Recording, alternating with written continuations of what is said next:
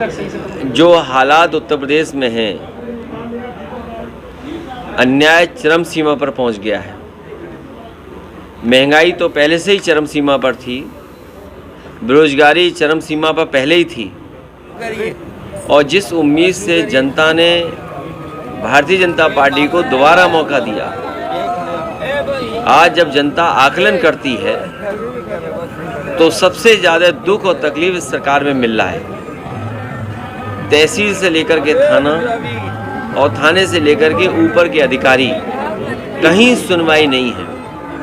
और जब सुनवाई नहीं है और अधिकारी निर्णय नहीं ले रहे हैं, सरकार का अगर दबाव है तो किसी भी आम व्यक्ति को न्याय नहीं मिल पाता। जब अधिकारी मनमानी करेंगे और भारतीय जनता पार्टी के नेताओं के दबाव में काम करेंगे तो कभी भी गरीब जनता को न्याय नहीं मिल सकता। और उसका जीता जागता उदाहरण देवरिया का है, जहां पर ऐसी घटना घटी है, 6 लोगों की जान चली गई। अगर कोई दोषी है उस घटना के लिए तो वो सरकार स्वयं दोषी है। अब भारतीय जनता पार्टी उसमें लगातार राजनीति कर रही है। ऐसी घटनाओं पर राजनीति नहीं करनी चाहिए। अन्याय इतना नहीं करना चाहिए कि लोग सहन न कर सकें और लोग खुद खड़े हो जाएं सरकार के खिलाफ। और ये अन्याय ये कहीं न कहीं सरकार के दबाव में ये अपराध हो रहा है। ये अन्याय नहीं बचा, अपराध हो रहा है। और सुनने में आ रहा है कि भारतीय जनता पार्टी के लगातार नेताओं की कोशिश है कि इससे राजनीतिक लाभ लिया जाए। राजनीतिक लाभ लेंगे अगर आप तो घटनाएं बढ़ेंगी, कम नहीं। जो सरकार में रहता है वो इन संस्थाओं का इस्तेमाल करता है। पहले कभी इस्तेमाल हुए होंगी ये संस्थाएं, आज भारतीय जनता पार्टी की सरकार है, लेकिन भारतीय जनता पार्टी ने सब सीमाएं लांघी दी।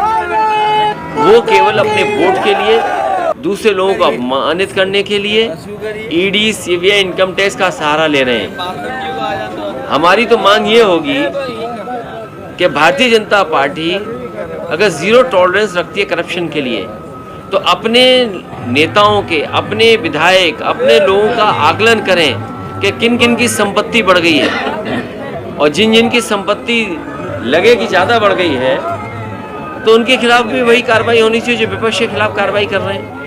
और मैंने कई मौक़ों पर कहा कि आज ज़मीनों का काम सबसे ज़्यादा कोई कर रहा है तो भारतीय जनता पार्टी के लोग कर रहे हैं। कई शहरों में बड़े बड़े भूमाफिया पैदा किए हैं और भूमाफियाओं का काम भारतीय जनता पार्टी स्वयं कर रही है। लखनऊ में, कानपुर में, आपके अयोध्या में, गोरखपुर में, वाराणसी में आप जानकारी कर लें। और सरकार जब भी जांच करेगी, सबसे ज़्यादा ज़मीनों का और सबसे ज़्यादा खिलवाड़ कागजों से और भूमि माफिया के रूप में कोई उभर करके आ रहे तो भारतीय जनता पार्टी स्वयं है। और अन्याय की सीमा आप देखिए, क्या कानपुर की घटना नहीं हुई?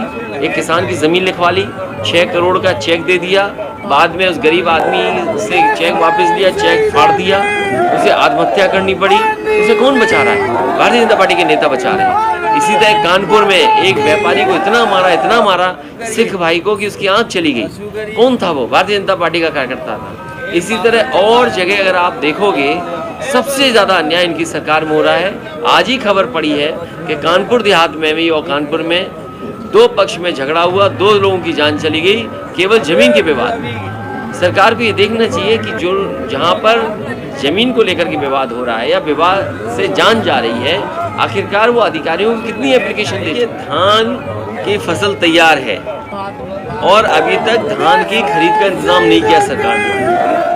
गेहूं तो प्राइवेट कंपनियों से खरीदवा लिया और धान की कोई भी तैयारी सरकार ने नहीं की। हफ्ते 2 हफ्ते में धान कटने लगेगा।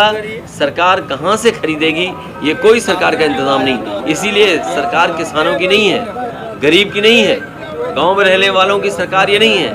ये सरकार है बड़े बड़े लोगों की, उद्योगपतियों की। उद्योगपतियों को कैसे लाभ मिले, उद्योगपतियों को बैंकों का पैसा कैसे मिले, उद्योगपतियों को सब्सिडी का लाभ कैसे मिले, और ये 2-2 हज़ार रुपये जो जमा हुए हैं इसका लाभ उद्योगपतियों को कैसे मिले, उस दिशा में काम कर रही है। सुना है आज आखिरी तारीख है, कल आखिरी तारीख थी।